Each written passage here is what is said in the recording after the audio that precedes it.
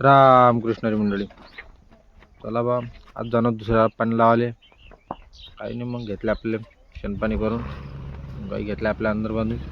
नंतर आणली घराची बंडी, घेतले आपले पाईप मग टाकटूक करून आणि निघालो आपल्या वावरात. भेटला नाही आता, समजा म्हटलं बंडीनंच निघालो बा. बंडी घेऊन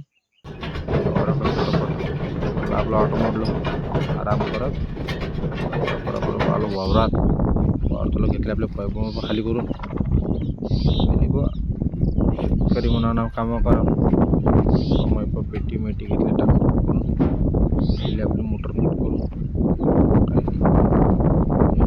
पेटी झाली आपली मोटर फिट, काढले आपले बैल,